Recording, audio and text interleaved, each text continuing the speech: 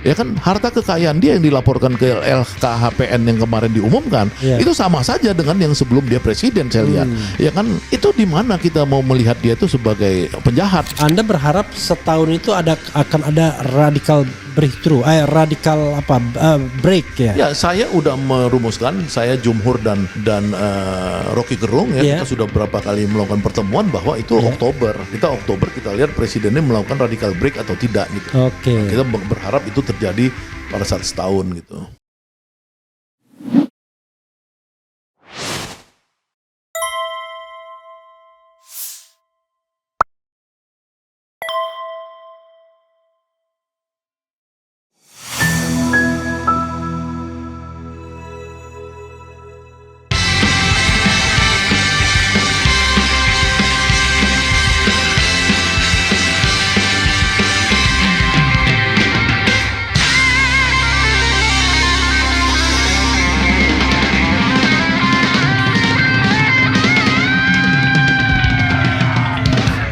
Ya, sobat RH sekalian, ada berita menarik ya, ada hal menarik mengenai Gatot Nurmantio masuk bursa sebagai Menko Polhukam. Ini menarik ya.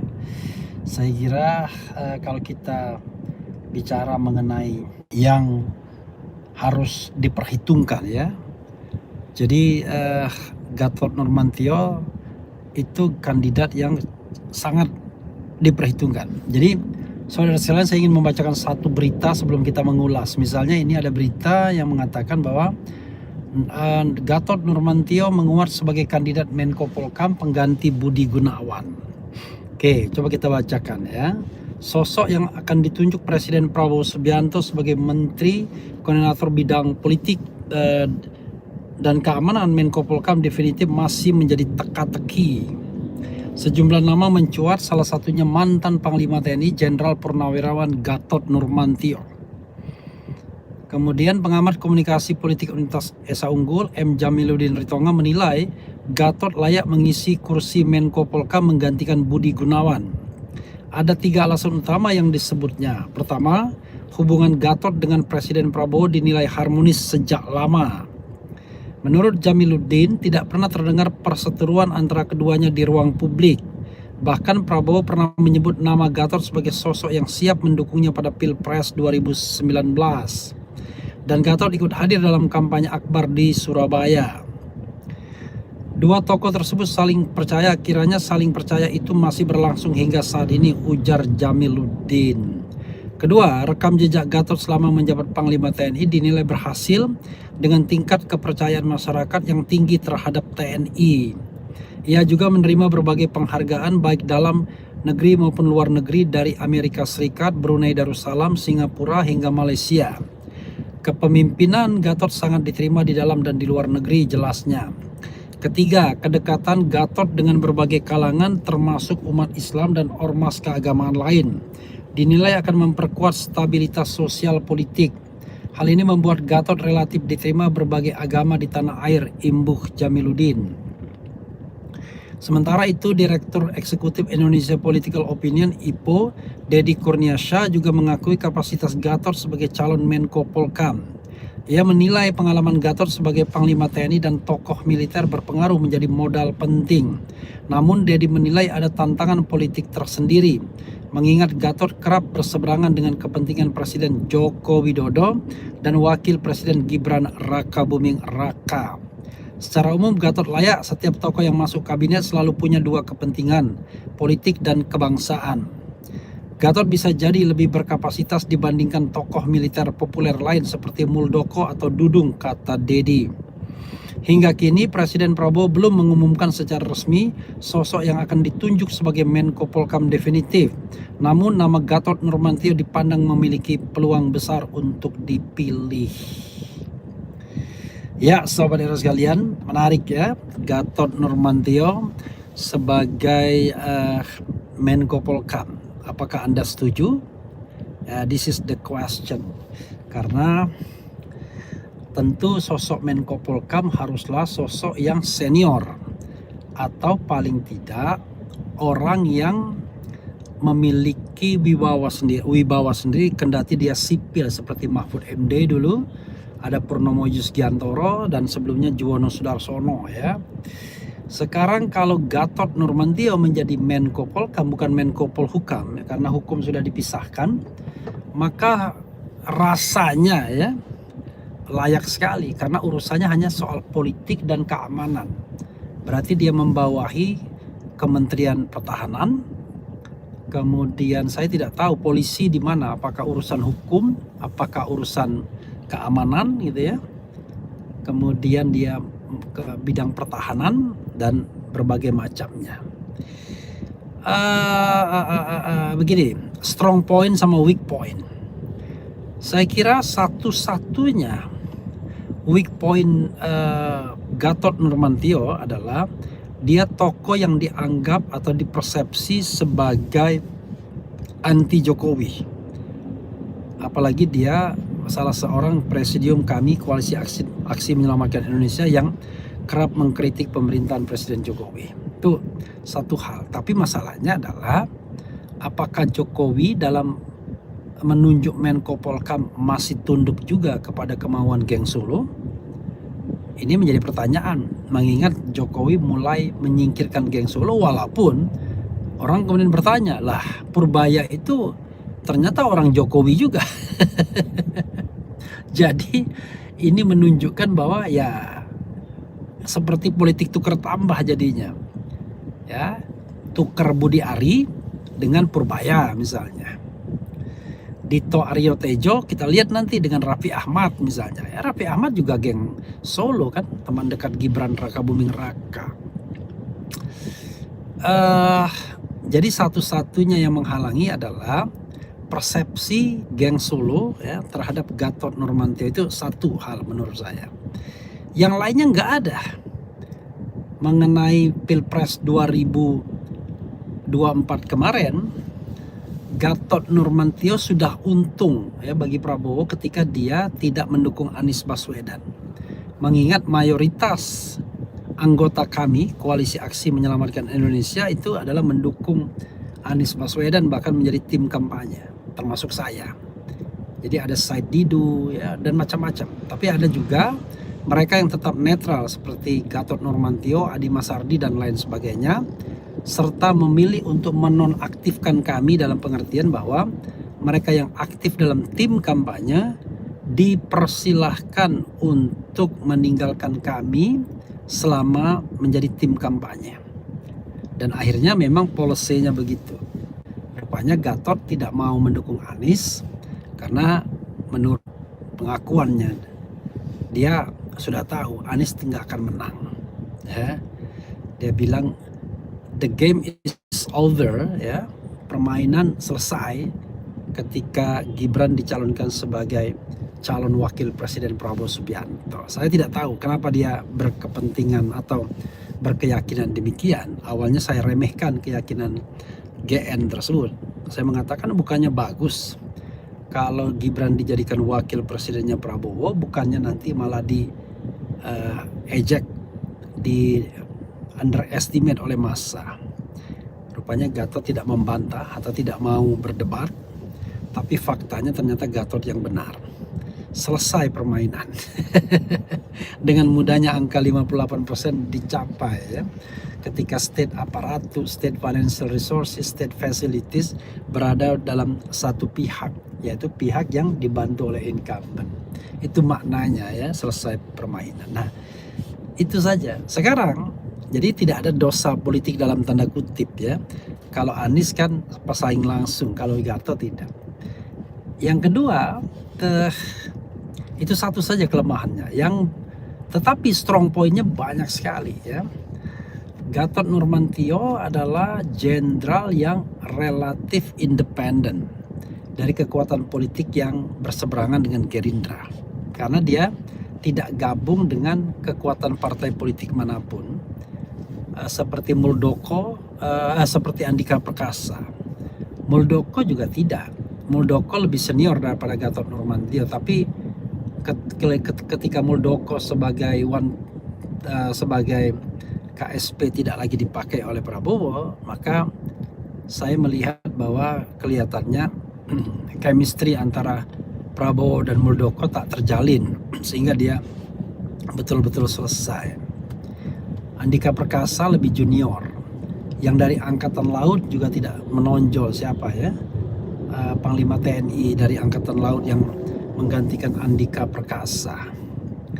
Panglima TNI sekarang ya mungkin masih dianggap masih junior, karena yang akan dikoordinasi salah satunya adalah Safri Samsudin yang jauh lebih senior bahkan dari Gatot sekalipun.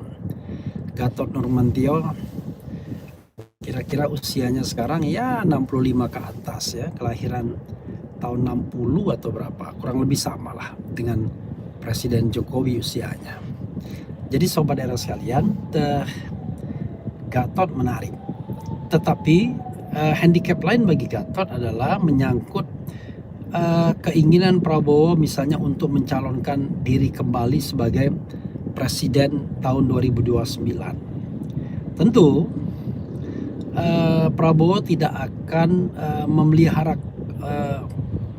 macan, ya.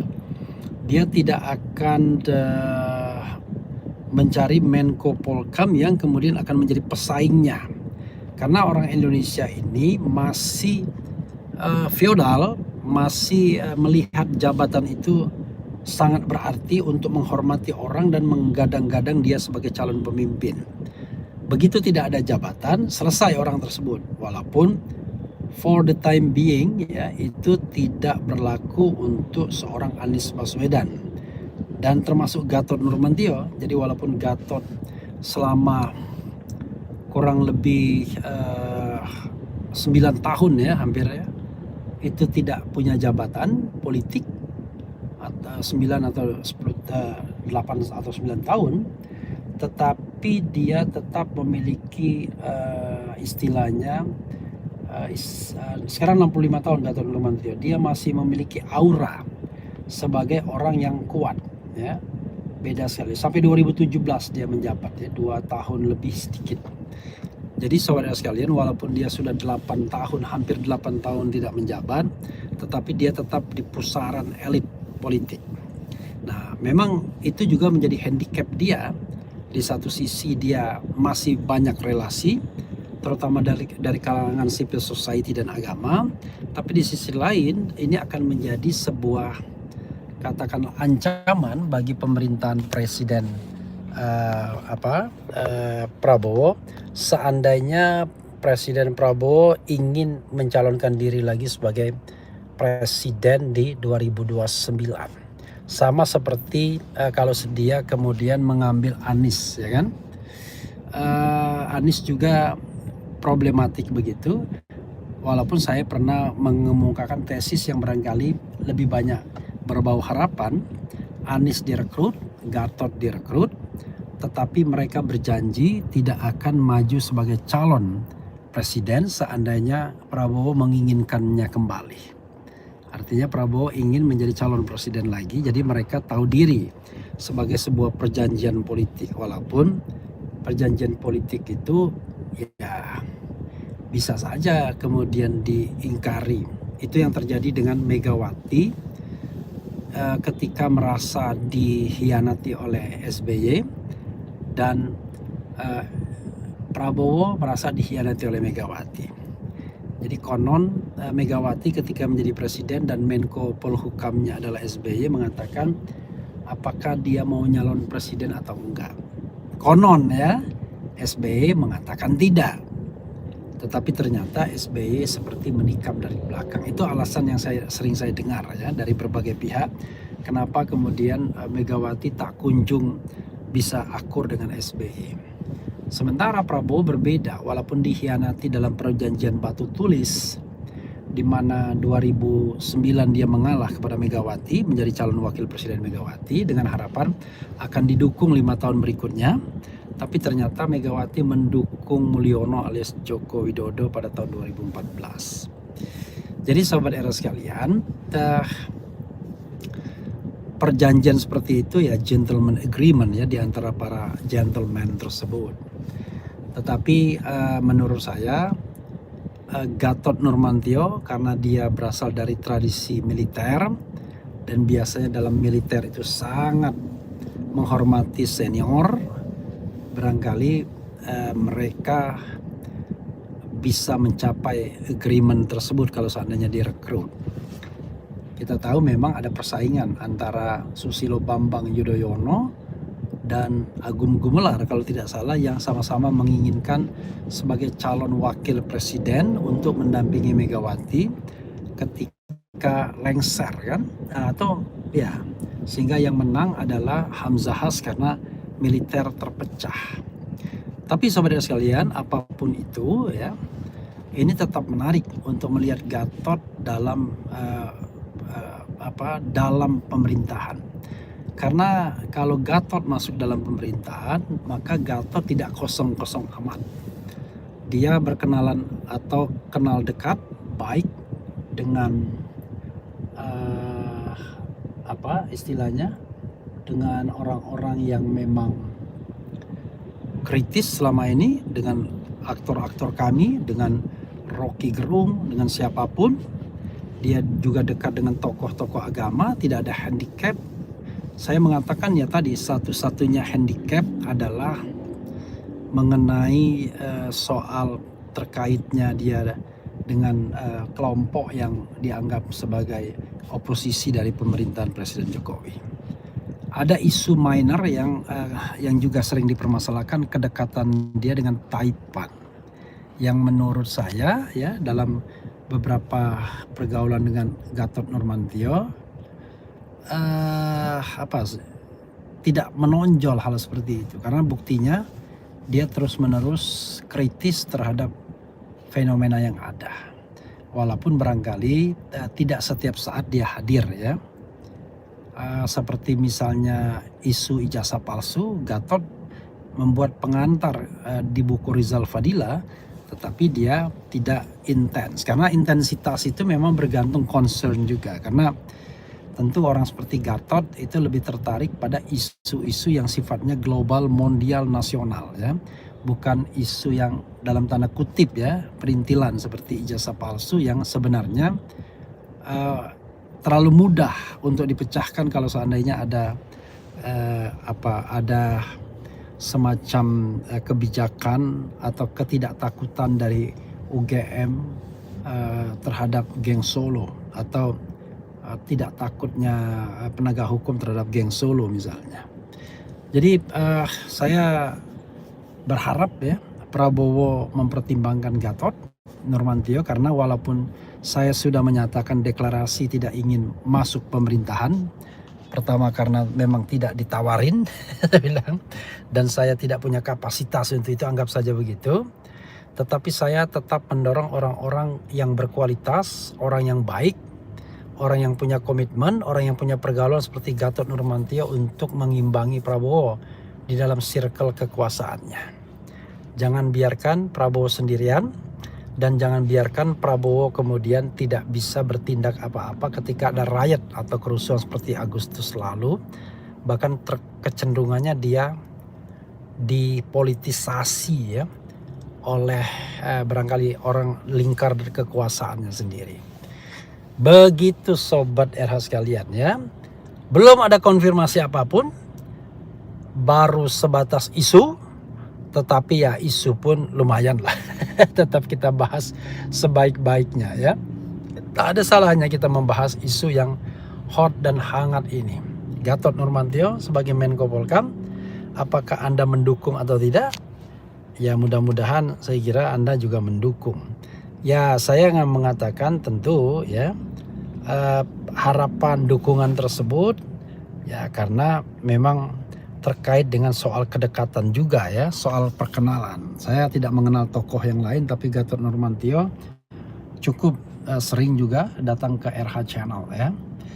Dan kalau kita lihat karir militer itu termasuk yang paripurna, karena Gatot itu menjabat jabatan-jabatan yang memang seharusnya dia jabat sebagai seorang militer sebelum sampai jabatan tertinggi ya.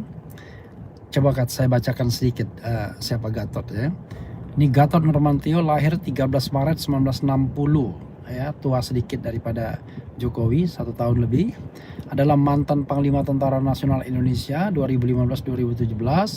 Sebelumnya Gatot merupakan Kepala Staf TNI Angkatan Darat ke-30 yang mulai menjabat sejak tanggal 25 Juli 2014 setelah ditunjuk oleh Presiden Susilo Bambang Yudhoyono untuk menggantikan Jenderal TNI Budiman. Ia sebelumnya juga pernah menjabat sebagai Panglima Komando Cadangan Strategis Angkatan Darat Pangkostrat, menggantikan Letnan Jenderal TNI Muhammad Munir.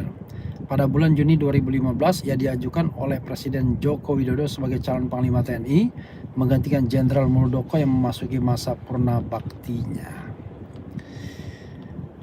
Begitu sobat RH sekalian ya. Sebelum menjadi Panglima Komando Pangkostrat, dia adalah Danko Diklat TNI AD. Kemudian Panglima Kodam 5 Brawijaya, kemudian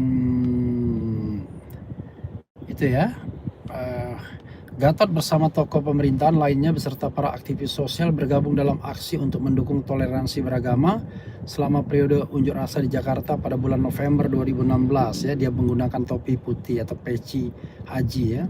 Bersama dengan Menteri Sosial Khofifah Indar Parawansa, Kapolri Tito Karnavian, dan aktivis Islam seperti Yeni Wahid, mereka menggalang dukungan untuk persatuan antar agama sebagai penyeimbang dari aksi unjuk rasa yang digelar sebelumnya terhadap Gubernur DKI Jakarta beragama Kristen keturunan Tionghoa, Basuki Cahayapurnama, yang diwarnai elemen intoleransi dan xenofobia. Kalau karir, ini ya karirnya lengkap lah kira-kira begitu ya.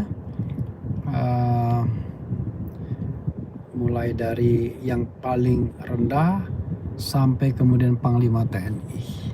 Begitu saudara sekalian ya. Wassalamualaikum warahmatullahi wabarakatuh. Radical break itu dalam pengertian abang apa? Yaitu putus hubungan dengan Jokowi kan begitu? Ya, jadi kan kita kembalikan cita-cita bernegara ini, di mana Presiden Republik Indonesia Prabowo Subianto ya sudah punya pikiran-pikiran ya yang itu sesuai dengan keinginan founding fathers. Contoh ya pasal 33 tadi Undang-Undang 45 bahwa ya kan perekonomian Indonesia disusun berdasarkan azas kekeluargaan usaha bersama.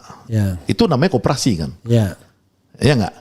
Itu ada dalam cita-cita, mimpi, dan action dari Presiden Prabowo Subianto menciptakan 80.000 koperasi.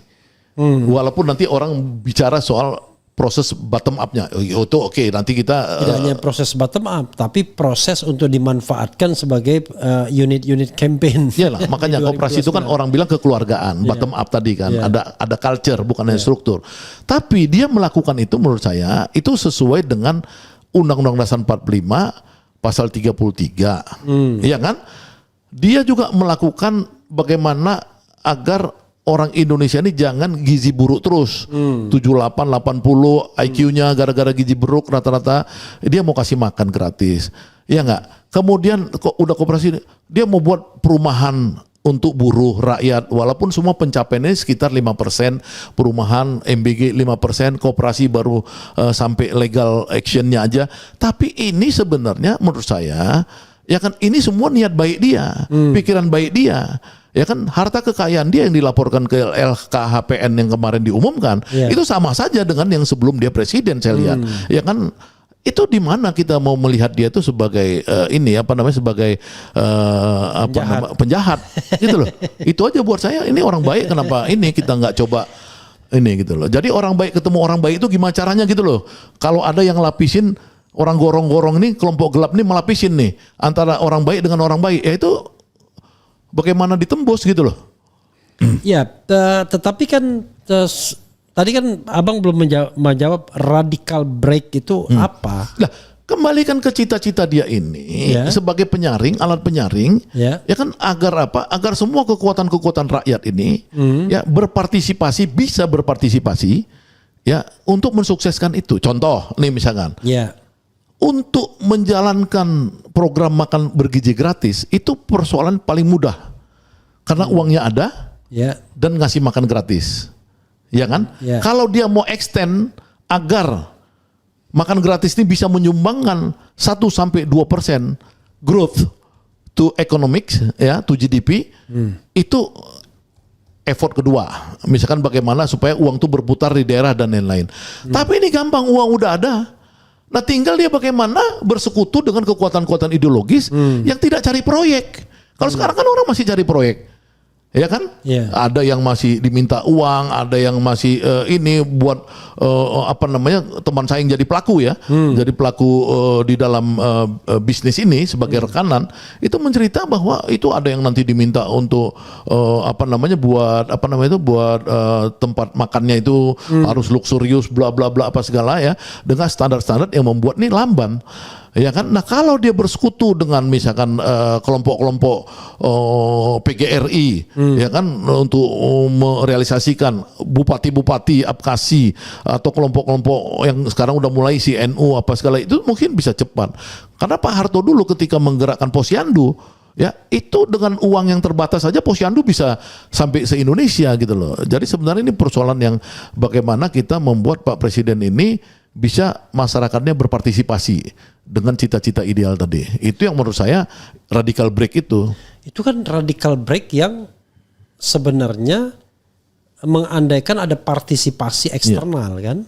Tapi kan orang berharap radical break itu datang dari Pak Prabowo sendiri yang tentu waktunya kan bisa kita tentukan untuk tetap mendukung atau tetap stay away gitu dari Prabowo. Dan harus ada indikatornya. Coba abang lebih spesifik. Radical break itu harusnya apa? Gitu. Jadi gini, ada dua yang penting. Jadi saya kan pertama kali saya dari Sabang Merauke Circle buat Great Institute. Yang saya bedah itu kan pikirannya Gramsci dan Althusser. Gramsci dan Althusser ini kan bicara soal birokrasi ideologis dan state aparatus ideologi. Ya kan, ada intelektual organik di situ. Ya kan, bagaimana supaya birokrasi ini dari kepalanya korup di era Jokowi bisa berubah menjadi ideologis di era Prabowo. Karena pikiran-pikiran ideologis Prabowo kalau tidak ditolong ya oleh birokrasi ideologis, itu pasti dia akan susah pencapaiannya. Karena apa? Karena di kepala orang duit. Ini sekarang kan di kepala orang pengabdian. Karena presiden pengabdian. Yang kedua, pikiran Althusser misalkan tentang ideological state aparatus itu, bagaimana melibatkan kekuatan society ya untuk menjadi defense, pembela dia di dalam melangsungkan program-program itu. Nah, ini jadi memang harus kerja keras ya agar bagaimana jajarannya presiden ke bawah ini semakin ideologis. Praktisnya gimana? Praktisnya ini harus membersihkan dari mulai kabinet-kabinet yang tidak ideologis itu, ya itu dipinggirin aja gitu loh. Nah, jadi bukan soal pinter. Ya misalkan Pak Presiden lihat orang banyak yang bodoh-bodoh sekolahnya entah dari mana, tiba-tiba bisa jadi menteri ini, menteri itu apa segala. Oke, orang bisa belajar karena bodoh dia bisa belajar. Asal jangan mau jadi dokter, misalkan tiba-tiba sekolahnya nggak jelas mau jadi dokter, misalnya kayak gitu, ya kan? Tapi kalau misalkan orang itu ideologis, mungkin pelan-pelan dia bisa menyesuaikan diri, kapasitasnya bisa bagus. Ini lu tahap 1 untuk radical break ini. Jadi lebih konkret lagi, ya reshuffle kabinet ya, dan reshuffle orang-orang yang nggak beres ya di pemerintahan, di TNI, di polisi dan lain-lain. Itu Prabowo harus cepat mereshuffle itu untuk melihat yang orang-orang yang bisa mengikuti ideologi dia, ya itu dieksekusi.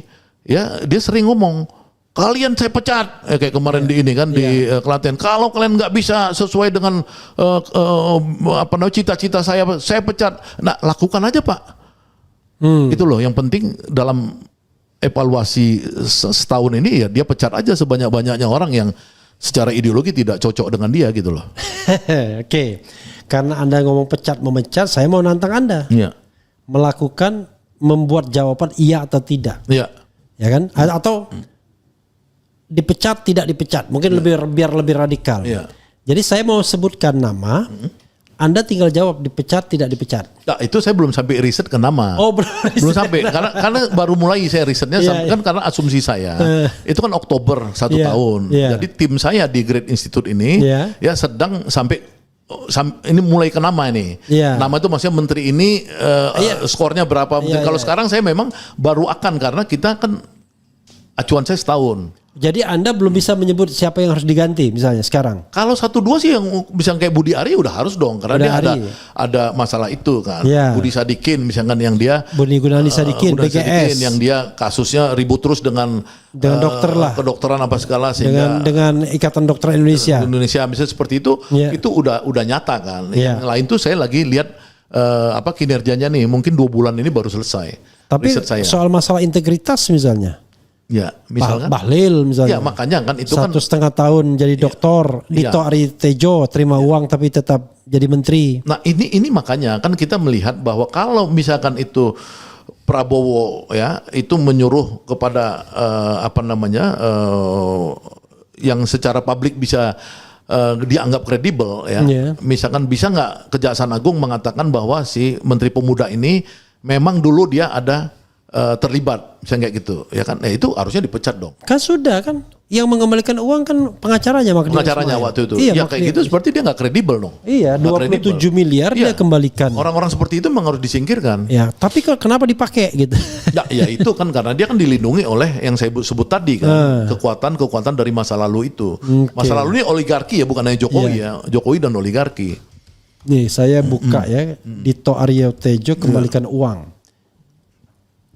27 miliar. Ya. Ya artinya secara etik dia udah nggak cocok kan di tapi ada juga dia bantahan ya. Menpora Dito Aritejo bantah kembalikan uang 27 miliar. Itu maksud saya. Ini harus ada. Tapi masalahnya ini orang ininya sendiri, lawyernya sendiri ngembalikan. Ya makanya itu tadi saya belum dalam ya. Artinya Prabowo harus going concerns terhadap isu itu gitu loh. Jadi yang tadi saya sebut etik itu ya dia harus cek ulang semua sebelum melakukan satu tindakan.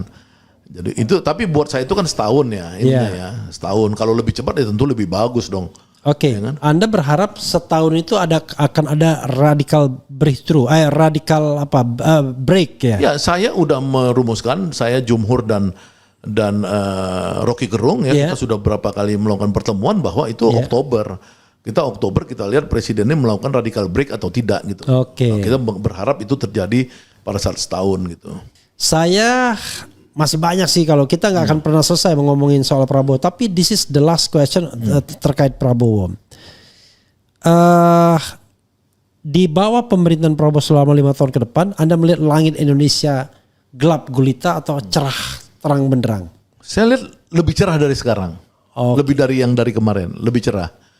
Lebih cerah. Lebih cerah, tapi tidak terang benderang ya. Lebih cerah. Artinya dia akan menjadi orang yang penyambung lidah lah, kalau istilah itu penyambung lidah rakyat. Artinya bridge, jembatan kepada yang Indonesia lebih baik. Emas, bukan Indonesia cemas. Jadi dia ini jembatan kepada Indonesia yang lebih gemilang gitu loh. Jembatan ya. Jembatan bridge ya kan. Iya, bridge. Pertanyaan saya adalah, saya khawatir terus terang Prabowo hanya tertarik pada pembangunan ekonomi. Bahkan dia pernah mengatakan, nggak usah lah demokrasi ini, yang penting rakyat kenyang makan. Itu kan cara berpikir komunis kan, cara berpikir orang yang otoriter. Bagi dia rakyat kenyang. Padahal Maslow bilang kebutuhan itu nggak hanya basic need aja, sandang, papan, dan kemudian makan, tapi juga eksistensi, dan eksistensi yang paling tinggi adalah ya hal-hal yang sifatnya bisa mengeluarkan pendapat baik secara lisan dan tulisan yang bukan lagi material sifatnya. Tapi kalau kita bicara di bawah pemerintahan Prabowo akan lebih baik, saya barangkali percaya untuk bidang ekonomi ya. Tapi kok saya agak khawatir ya dengan bidang politik demokrasi gitu. Karena kecenderungannya terjadi yang namanya penumpukan kekuasaan dengan Prabowo sebagai aktor utamanya, dan tidak ada lagi division of labor, termasuk juga pembagian kekuasaan, walaupun secara de jure kita masih menganut pemisahan, bahkan pemisahan kekuasaan. Karena tadi sosoknya kemudian makin lama makin hegemonik gitu, makin lama makin menguat, makin lama makin tidak toleran terhadap perbedaan pendapat. Itu kekhawatiran saya. Anda mengkhawatirkan itu juga nggak? Ya kalau saya tidak ya, karena gini, karena tradisinya Prabowo ini kan dari dua sisi. Satu sisi dia militer, dia punya tradisi anti kritik ya. Tapi di sisi lain dia menunjukkan bakti dia pada demokrasi, dia bangun partai. Oke. Ya kan dari 2004 sampai 2000 sekarang 2000 ini kan artinya sudah 20 tahun.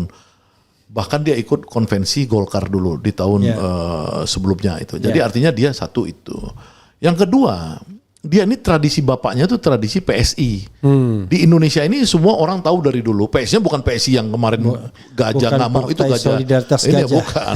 Ini adalah PSI yang Partai Sosialis Indonesia. Yang tokoh-tokohnya itu yang berinteraksi dengan Prabowo ketika bapaknya hidup atau bapaknya masih pejuang tonton itu kan semua orang-orang Demokrat. Semua orang tahu. Orang Demokrat tuh PSI itu. Jadi menurut saya dia punya nuansa itu. Bukan orang Demokrat ya, partai. Bukan seorang Demokrat ya. Seorang demokratis. Seorang demokratis. Oke, saya koreksi seorang demokratis. Nah, bukan Demokrat. Nah, dari sisi itu saya melihat bahwa dia itu memang selalu di antara itu. Makanya saya lihat dia punya 2 orang kepercayaan, satu tentara Sapri Samsudin, ya kan, satu lagi Dasko orang sipil. Ya, makanya pada saat kalau Anda mengatakan mereka lah sayapnya Prabowo saat saya ini. saya lihat itu. Saya lihat untuk yang eksekusi yang berat. Misalkan Agrinas itu, kenapa dulu 1 juta hektar itu di zaman Jokowi tidak berhasil dieksekusi. Di zaman Prabowo dieksekusi, diambil semua sekarang. Masuk Agrinas sudah 1 juta lebih. Ini kelompok militernya itu, sayap yang ini. Nah, sayap demokrasinya itu dipelihara oleh Pak Dasko, ya kan, saya lihat dia sering interaksi dengan kekuatan-kekuatan civil society, ya, pada saat undang-undang TNI, pada saat kejadian di Raja Ampat, dan lain-lain, dia kelihatan punya interaksi dengan kekuatan-kekuatan NGO dan lain-lain, ya, bahkan dia interaksinya dengan kelompok kampus mahasiswa, saya lihat ya, dia cukup tinggi juga. Jadi artinya sebenarnya selama Prabowo ini keseimbangannya itu tetap ada, maka demokrasinya tetap ada. Tapi, saya tapikan dulu. Tapi memang saya melihat bahwa demokrasi Prabowo ini cenderung dia pengen mengarahkan kembali ke Undang-Undang 45 yang asli, yang dulu, yang terpimpin. Iya, artinya demokrasi dalam ruang lingkup musyawarah mufakat. Ya kan, ini memang kan satu tantangan buat kita untuk men-challenge kan diskursus, nggak ada masalah, itu biasa. Kelompok Masumi aja misalkan, yang dimana saya merasa bagian dari itu, misalkan cara berpikirnya juga sama musyawarah mufakat juga. Apalagi kalau NU yang dia kiai kan, itu mungkin lebih strong lagi pada wali-walinya, pada gus-gusnya dan lain-lain. Jadi saya pikir itu Prabowo pengen kembali itu memang satu bentuk demokrasi yang diinginkan, demokrasi versi yang tidak sebebas-bebasnya. Iya, memang kalau kita lihat statuta dari Gerindra kan kembali pada Undang-Undang 45 kalau nggak salah. Statuta atau istilahnya apa ya? Atau doktrin atau apa. Tapi Prabowo nggak pernah tuh ngomong pengen kembali itu rasanya. Atau karena Anda lebih... Enggak, saya ngamatin ada. Saya ngamatin misalkan gini. Saya ngamatin setiap Prabowo itu ngomong tentang Undang-Undang Dasar 45 pasal 33 yang harusnya 5 pasal. Dia setiap pidato tuh sampai ke 3 aja. 3 ayat. 3 ayat. 4 demokrasi ekonomi dia nggak ngomong. Ya kan, kelima apa itu? Efisiensi apa itu demokrasi ekonomi. Yang kelima apa itu? Itu dia nggak ngomongin. Jadi 3, misalnya kayak gitu. Jadi saya lihat dia instingtif dia tuh, dia selalu pengennya kembali ke Undang-Undang 45 yang asli. Saya ada melihat beberapa kali dia ini, dia menginginkannya kalau bisa kita jangan gontok-gontokan, jangan seperti sekarang demokrasinya terlalu pemilu ini gitu-gitu loh. Saya kalau pemilu dia bilang memang messy, kemudian costly dan tiring. Tiringnya, tiring gila itu, capek. Gitu. Melelahkan, berantakan dan mahal gitu ya. Oke. Banyak hal yang bisa kita diskusikan sebenarnya.